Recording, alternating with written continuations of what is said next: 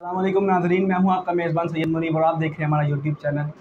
Inflation, مہنگائی ایک ایسی ٹرم، ایک ایسا ورڈ جس سے آج کل کے دور میں ہر کوئی متاثر ہے، بچہ کیا، بڑا کیا، ان پڑھ کیا، پڑھا لکھا کیا، ہر کوئی اس سے متاثر ہے۔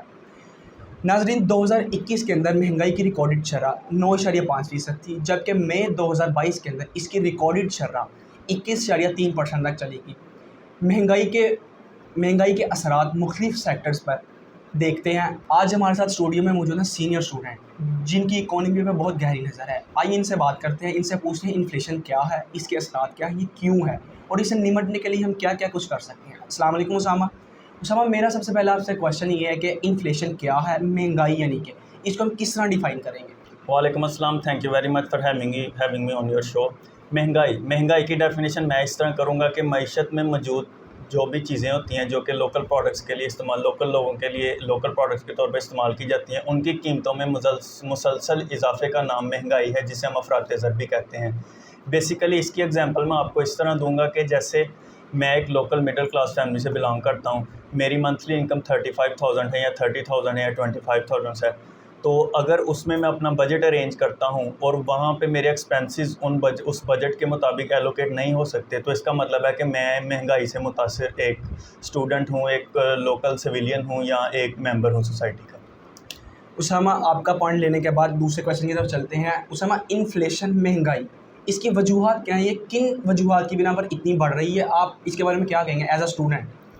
آپ نے بات کی وجوہات کی، اگر آپ ٹیکنیکل ٹرمز کی طرف جائیں گے تو اس میں تو کافی ٹیکنیکلٹیز پائی جاتی ہیں، لیکن جو بیسک کسی بھی سوسائٹی میں پائی جانے والی مہنگائی کی وجوہات ہیں ان میں سب سے بڑی وجہ ایک ہے، اس کا نام ہے کرپشن۔ جیسا کہ آپ بخوبی طور پر آگاہ ہیں کہ پاکستان کا کوئی بھی سیکٹر ہو، چاہے چھوٹا ہو یا بڑا ہو، وہاں کرپشن تو بے انتہا کی پائی جاتی ہے۔ ہر بندہ اپنے مفادات کے لیے اپنے اختیارات کا غلط استعمال کرتا ہے، جو کہ مہنگائی کی جو ہے وہ وجہ بنتا ہے۔ اس میں جو اگزامپل میں کوٹ کرنا چاہوں گا وہ ہے کہ آپ جانتے ہیں کہ منڈیوں میں آڑتیوں کا سسٹم ہوتا ہے، جسے ہم آڑت کا نظام کہتے ہیں۔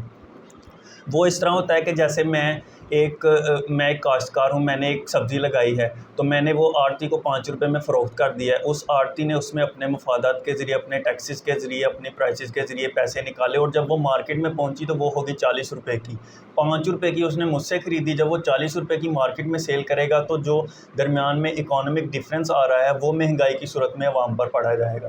تو دوسرا اس میں جو ہوتا ہے، دوسری جو وجہ ہے وہ ہے بلیک مارکیٹ کی۔ آپ بہت ساری دیکھتے ہیں مارکیٹ میں کہ لوگ سستے داموں پر چیزیں خرید لیتے ہیں، اس کے بعد ان کی ذخیرہ اندوزی کر لیتے ہیں، اور جب ایک خاص وقت کے بعد وہ چیزیں مارکیٹ میں شارٹ ہو جاتی ہیں تو اس کے بعد انہیں مہنگے داموں مارکیٹ میں بیچا جاتا ہے، جو کہ مہنگائی کی وجہ بنتا ہے۔ اس کے علاوہ ایک اور جو اہم چیز ہوتی ہے وہ ہے ٹیکسز کا نظام۔ جب ایک ہیلتھی سوسائٹی میں ٹیکس پیئرز کی تعداد زیادہ ہوتی ہے تو وہاں پر مہنگائی کم ہوتی ہے، لیکن پاکستان میں انفارچونیٹلی ایسا نہیں ہے۔ اسامہ، اس کی وجوہات دیکھنے کے بعد ہم اس کے اثرات کی طرف چلتے ہیں۔ اس کے اثرات جنرل وے میں اور ایک اسٹوڈنٹ کیٹیگری، اس حساب سے آپ اس کو کس طرح دیکھیں گے؟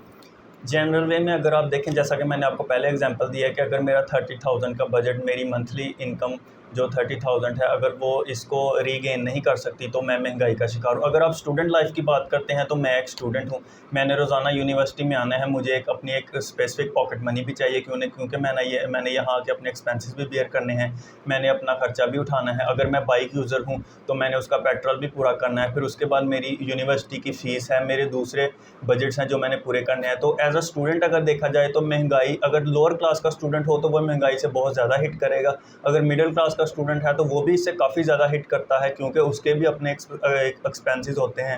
تو اس طرح ہر سیکٹر ہے جو سوسائٹی کا، وہ مہنگائی سے اپنی جو ڈیپریویشن ہوتی ہے اس کے مطابق ہٹ کرتا ہے۔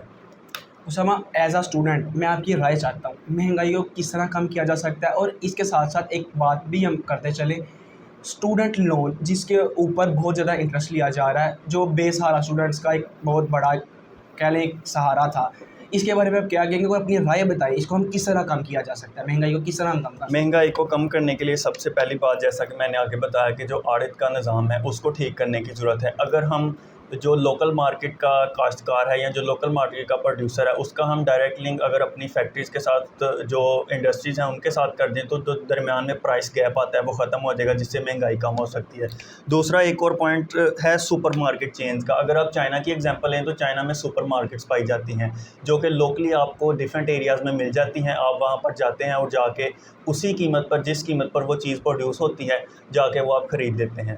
اس کے بعد ایک اور کنسیپٹ ہے کہ جو ٹیکس کی چوری ہوتی ہے، جیسا کہ ہم لوگ، اگر میں ایک ٹیکس پیئر ہوں، میری سالانہ انکم اچھی ہے اور میں ٹیکس نہیں دیتا یا میں اس ٹیکس کو چھپا کے منی لانڈر کے ذریعے باہر لے جاتا ہوں، تو یہ اس چیز کو بھی روکنے کی ضرورت ہے۔ مجھے لگتا ہے یہ کچھ ایسے پوائنٹس ہیں جن کو ہم اگر درست کر لیں، یہ کچھ ایسے موٹیوز ہیں جن کو ہم اچھا کر لیں تو ہم اپنے جو انفلیشن ہے اس کو کم کر سکتے ہیں اور جو ہمارے ٹیکس پیئرز ہیں وہ بھی انکریز ہو سکتے ہیں اور پاکستان اس کریٹیکل سچویشن سے باہر آ سکتا ہے۔